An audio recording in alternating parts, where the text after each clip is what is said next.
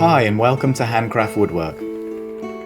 If you're new to the channel here, we have a bunch of simple satisfying videos learning new woodworking skills and perfecting older ones, with lots of cool tips and juicy bits of information. So if that sounds good, then please subscribe. Today we will be pruning this willow and making something nice out of it. The tree was in the way of a skip lorry coming down the drive for house clearance, so some of the branches had to be taken off. Rather than letting them go to waste, I took them back to the workshop to see what we could do with them. What a process pruning the branches from the tree. For a start, before we had even begun, my co-worker footing the ladder moved away to get a better look, and I came crashing down. It hurt, but was a huge wake-up call to both of us, and felt like the hand of God giving us a shock so we could shape up before we turned the chainsaw on. From this point we were both very careful and conscious of what we were doing.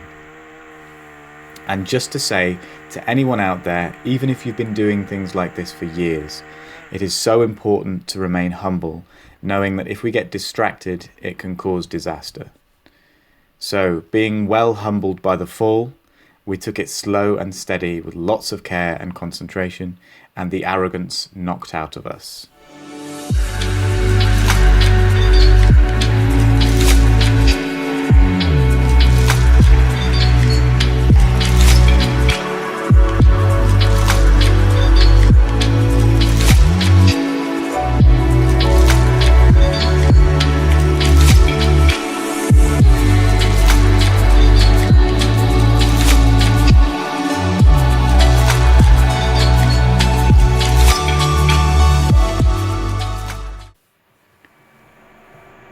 Once the wood was back in the workshop, I could remove a small section for turning and trim the bark off with the bandsaw to save my precious chisels from the rough work.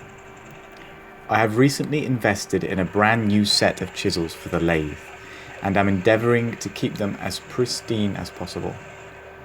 A sharpening jig is on the way for the bench grinder to keep those angles precise, as I had been sharpening my previous chisels with no jig, and the quality of the tips depreciated with time.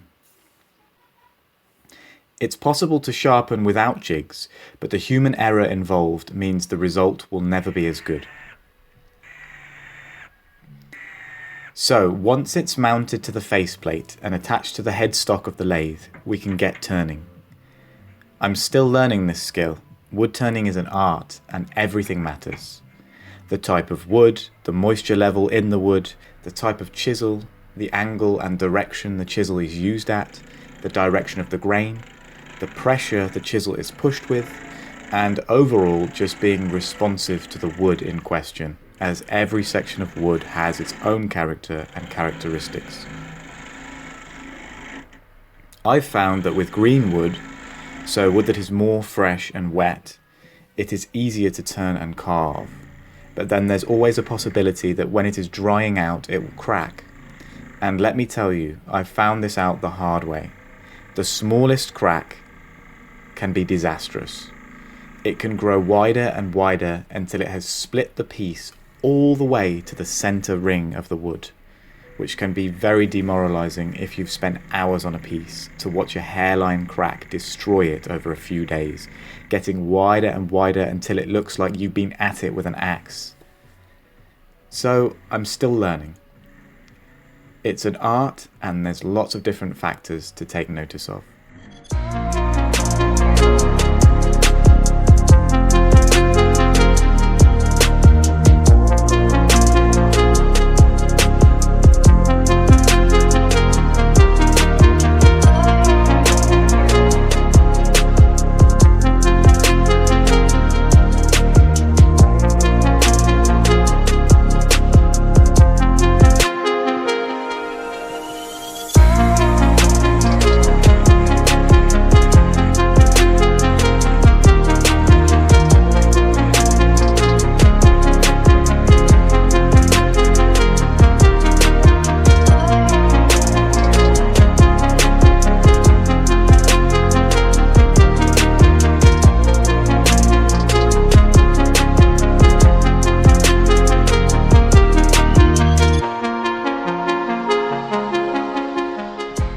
Wood turning is an awesome pastime and a great skill to have, as you can make a lot of very useful and beautiful items. Willow is a particularly soft wood, which means that it carves away really easy, but not neatly. It is prone to tear out, sometimes bad, and it is difficult to get a really clean cut. However, because it's soft, it can be sanded fairly easily to produce a really nice smooth finish. A note here though, when adding decorative detail lines in the bottom of the piece, even using very sharp fine chisels, it gave a messy cut, and I couldn't really fit sandpaper in these tiny grooves. So Willow isn't the best for that type of detail, especially when it's still a bit wet. The lathe chuck is a recent investment, and wow was it worth it. It's excellent and allows me to turn loads of new things with a much higher quality to the finished product. When I first got it, I was so paranoid that things would fly off the lathe and hit me in the face, so I was very tentative the first few times I used it. Now I've got to grips with it a bit and I've realised it really is quite secure and I can trust it a little bit more.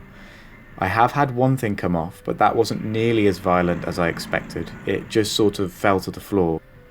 I know it could have been a lot worse, so thank you God for giving me a gentle first experience of flyaway, and hopefully with proper care it can be avoided in the future. It's a new skill cutting a mortise to expand the chuck jaws into. It has to be the right size and depth and angle for the jaws to really grip nicely. The better it's cut, the more secure the piece is. Also, the way it's finished off makes a huge difference on the overall appearance of the bowl, whether you turn the mortise into a fancy foot or not, with some detail lines in the middle for instance. Just a bare mortise in the bottom of the piece doesn't look very appealing, so I've gone for the fancy foot option this time, and I'm happy with the way it looks.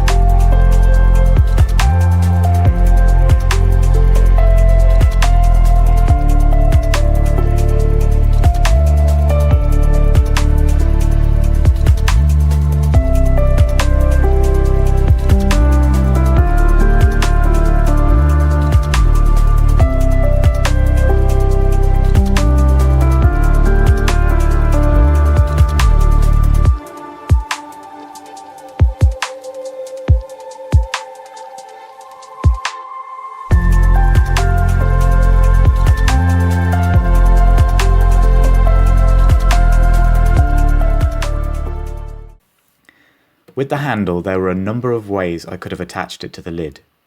I could have used a circular tenon and mortise, or a bolt sunk halfway into both the lid and the handle. In the end, I was lazy and put a screw all the way through and filled the hole over. Not the best decision. I was tired and fed up at this point, and rushed the end. Looking back, I would have definitely gone for a mortise and tenon joint. It would have been much neater and a better overall finish. I ended up giving this piece to my son, and he was really chuffed with it. Okay, so that's the finished piece, a lovely little willow pot from some pruned branches. Hope you've enjoyed watching. Please subscribe to the channel for more, and have a great day. See you on the next one. God bless.